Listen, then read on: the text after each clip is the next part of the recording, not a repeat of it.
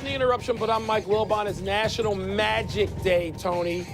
You know any magic tricks? I'm Tony Kornheiser. Yes, I once made my hair disappear. Yeah, but that took like 30 years.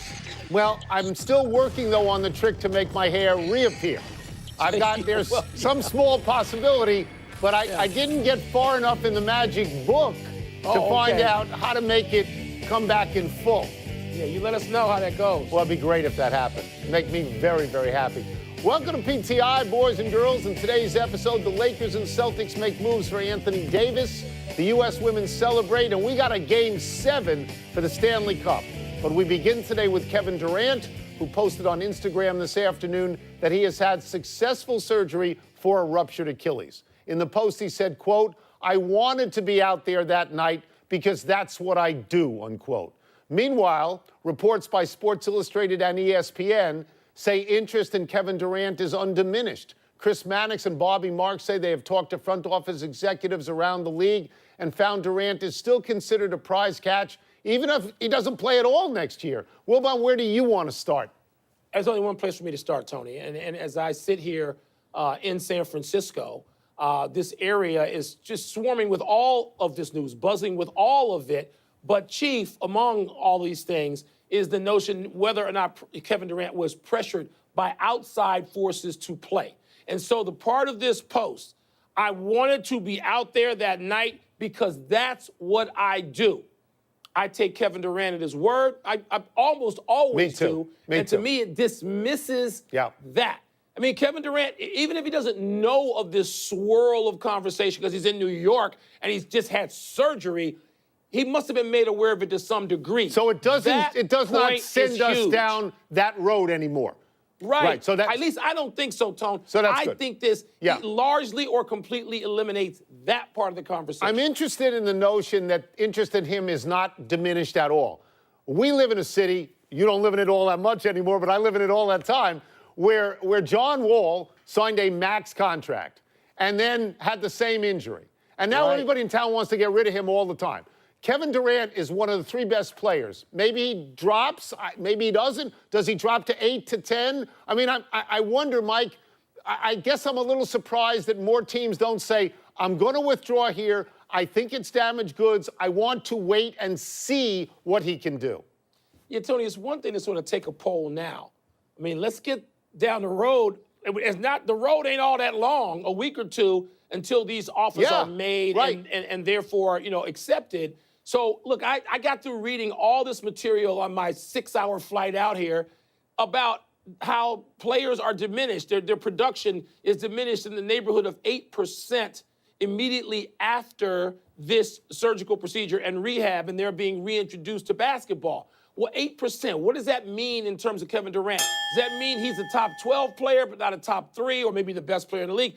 What does that mean? I don't know that I trust everything that is said in projection by everyone until they have to actually write the check or project for $140 to $240 million. That's exactly how I think. I mean, everybody would love to have the Kevin Durant of, I'm Kevin Durant, you all know who I am. That's right. But we don't know if that's the same Kevin Durant down the road. Although, look, there's 30 teams in the league, and about 25 of them may not even have a top 10 or 12 player. So they may want him a lot. But to me, you're rushing into something before you know much.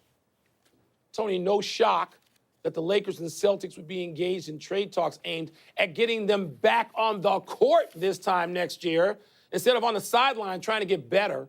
A slew of ESPNers is reporting that both teams are trying to get Anthony Davis. One scenario has the Lakers sending Brandon Ingram, Lonzo Ball, and the number 4 pick to New Orleans. Another has the Celtics getting Davis partly in an effort to keep Kyrie Irving. Tone, what do you make of all this? Well, I mean, I understand why the Lakers want to do this. If you put LeBron James and Anthony Davis on the same court in a league where Kevin Durant's not going to play next year, that helps you become a contender. I'm a little confused by Boston's interest in this regard. I thought that Rich Paul was saying to Boston, stay away from my boy because he doesn't intend to re-sign with you no matter what. And I'm a little confused that they would still want Kyrie Irving because it seemed to go south there. And then there's, so maybe you can straighten this out for me. I get the Lakers. Well, Tony, I'm not sure about the other. The Kyrie Irving part, I see very clearly this. And, my position, I think everybody's position has been since watching the Celtics all year, including the way they went on the playoffs. Kyrie Irving's a great talent. He's a great player. But he cannot be your best player. And if you have him playing with Anthony Davis, I think Davis is seen as the best player, even though Davis hasn't had nearly the postseason success because Kyrie was Robin to LeBron's Batman. But if you have him, he doesn't have to lead necessarily. He doesn't have to do the things that Kyrie Irving has seemingly been deficient at, which is being the number one guy and a leader. You get Anthony Davis, maybe it changes the dynamic. That's how I'm forced to read that. Well, the other thing about, I think there's an influence here of Kawhi Leonard being a one-year risk rental. And he's done so well in Toronto that maybe Boston says, let's take that risk. Let's try and keep him. Let's see if we can put a team together. But we keep hearing that there's a third team that has to come in or a fourth team. Because with the Lakers, Mike, these players were available last year and New Orleans didn't take. Actually, more of them. Yeah, so there's not enough, right? That's not enough. There's a pick. There's a pick that is available, and we know where it is now. And so it's more tangible in that number 4 slot, Tony. Yeah, but I thought it was a 3-man draft, Mike, not a 4-man, 5-man, 6-man draft. David Griffin has his own ideas, and David Griffin has had more success at both trading people and drafting people than a lot of folks have had in that same position. But, Tony, the main thing takeaway here is the Celtics and the Lakers, they're tired of all these other teams being celebrated in May and June, and they're irrelevant on the sideline, out of the big action. Oh, jealousy. And they're the biggest 2 teams in the history of the league. So they want to get back, the Lakers and the Celtics. The 1,628 games have been played in the NHL this season. Tonight, the quest for Lord Stanley's Cup comes down to one more game. We have Levy and Melrose standing by live from Boston with a Game 7 pick, Sage. Yeah, Game 7 there, and the Golden State Warriors would love to force a Game 7 here in the Bay Area, but they do know today, everybody knew as of 2 nights ago, Kevin Durant will not be a part of it, but today he made it official by taking to his Instagram account and announcing that he suffered a ruptured right Achilles tendon when he went down in Game 2, or in the second quarter of Game 5 2 nights ago. This is the picture he posted on his Instagram account shortly after undergoing surgery to repair the Achilles tendon. Quite a dramatic photo. KD in New York undergoing surgery. And of course, this comes after this injury. When you saw the look on his face, everybody was concerned, and rightfully so, as he was helped off the court. He did say today in the Instagram post that the surgery was successful. We'll have more on that, plus Steve Kerr's statement on what he would do in the future, Kevin. Sage, staying in the NBA, huge development in the Anthony Davis trade talk. Sources are telling ESPN that the Celtics and Lakers are engaged in trade discussions for the 26-year-old 6-time All-Star.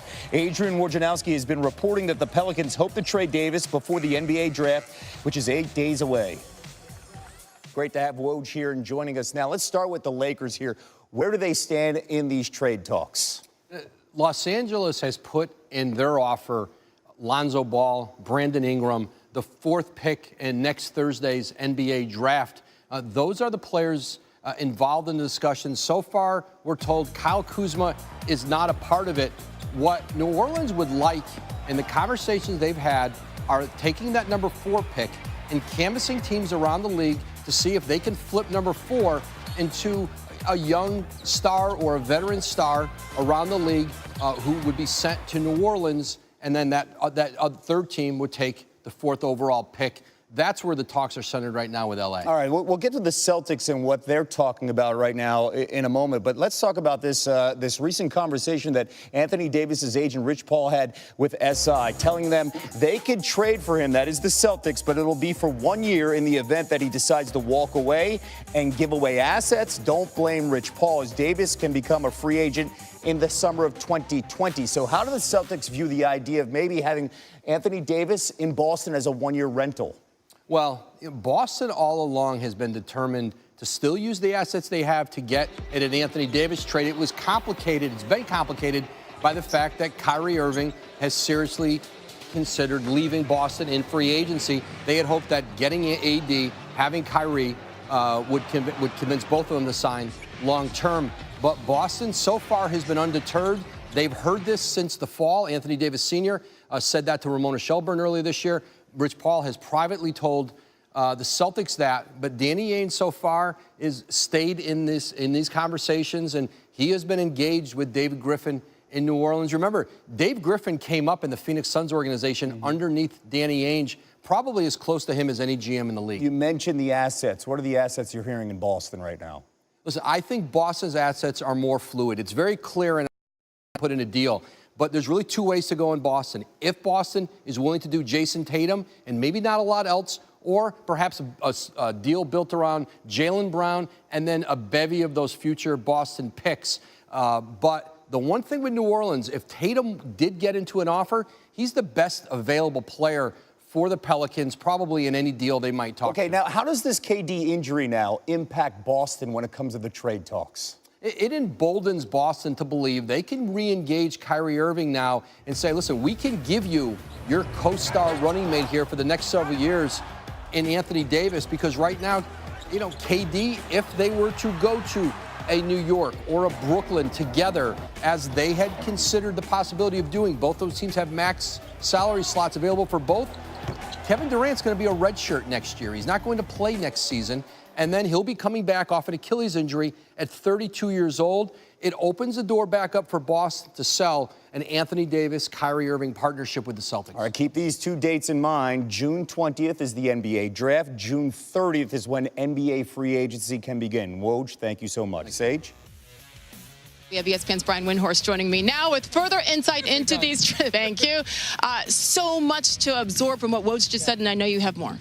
Yeah, so there's good news and bad news for Lakers fans. The good news is that the New York Knicks, who could have bid against them strongly with their number 3 draft pick, appear not to be heavily involved in these talks right now, which means they look to be focused on R.J. Barrett at number 3 and moving forward from there. The bad news for the Lakers is that the Pelicans still don't like their offer.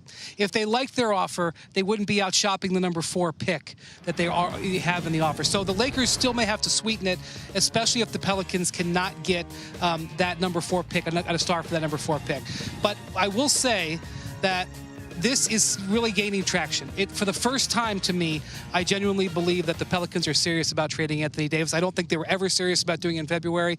I think they are serious about it now. The next 24, 48 hours could be very important. That because of David Griffin now being in town? And because they seem to want to take advantage of the draft coming up, whether it's acquiring the pick or flipping the pick to a player.